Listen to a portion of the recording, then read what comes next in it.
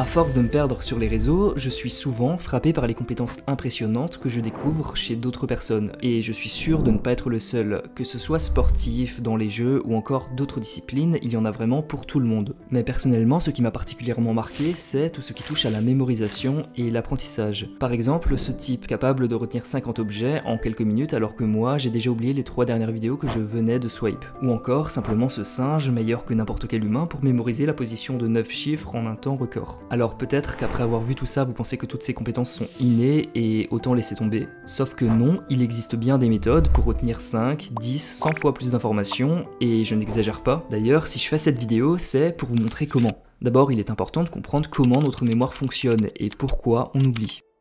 Pour ça, on peut commencer par distinguer 2 types de mémoire. Celle de travail et celle à long terme. La première permet de retenir et manipuler des informations en quantité limitée pendant une très courte durée et jusqu'à ce que ces informations finissent par tomber dans l'oubli. Par exemple, si je te demande de retenir ce numéro, tu vas sans doute le répéter plein de fois dans ta tête jusqu'au moment où tu arrêteras d'y penser et là, il disparaîtra en quelques secondes. C'est ce qu'on appelle une boucle phonologique, mais on verra plus tard comment on aurait pu s'y prendre pour retenir ce numéro bien plus longtemps. Quant à la mémoire à long terme, vous l'avez deviné, elle permettra de retenir différents types d'informations, cette fois sur des périodes bien plus longues. Avec une capacité de stockage juste immense contrairement à la première, si bien qu'à ce jour ces limites n'ont pas encore été déterminées. Mais pour faire entrer une information dans sa mémoire à long terme, c'est malheureusement pas si simple. La première chose à laquelle on pense, c'est la répétition. Et oui, on a tous été exposés à certaines choses tellement souvent qu'on ne peut que s'en souvenir.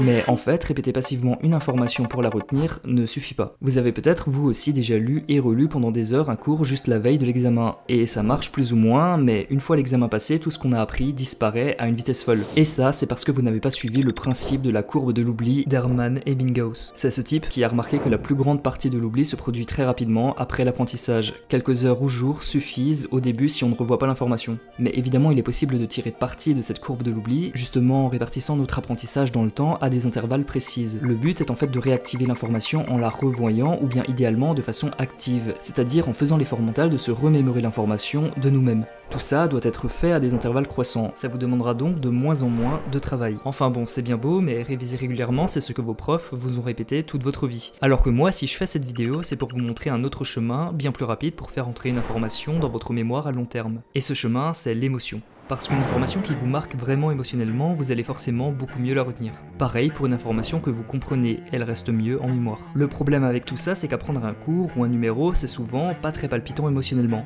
Et c'est là qu'intervient la table de rappel, qui consiste à associer des chiffres à des images pour vous permettre de mémoriser des numéros. Par exemple, je pourrais me servir de cette table simplifiée pour mémoriser le numéro de tout à l'heure. Je n'aurai qu'à retenir les images associées aux chiffres et créer une histoire à partir de celle-ci. Histoire que vous pourrez évidemment retraduire par la suite en chiffres. Bon, si vous faites ça, c'est déjà très pratique dans la vie quotidienne, mais si vous souhaitez aller encore plus loin, vous pouvez passer à une table de rappel plus avancée, comprenant 100, 300 ou même 1000 associations. Au départ, ça peut sembler difficile de créer une table de rappel de 0 à 99, mais en fait, il existe plusieurs outils pour vous simplifier la vie, comme le Major System. On ne va pas rentrer dans les détails, mais ce qu'il faut retenir, c'est qu'avec de telles méthodes et un peu d'entraînement, n'importe qui pourrait être capable de retenir des centaines de décimales de pi s'il le souhaitait. Parce que souvent, on a les capacités, mais il nous manque simplement les méthodes. Par exemple ici, on pourrait se croire incapable de calculer aussi vite que ses enfants. What? 3. C'est ce que j'ai écrit.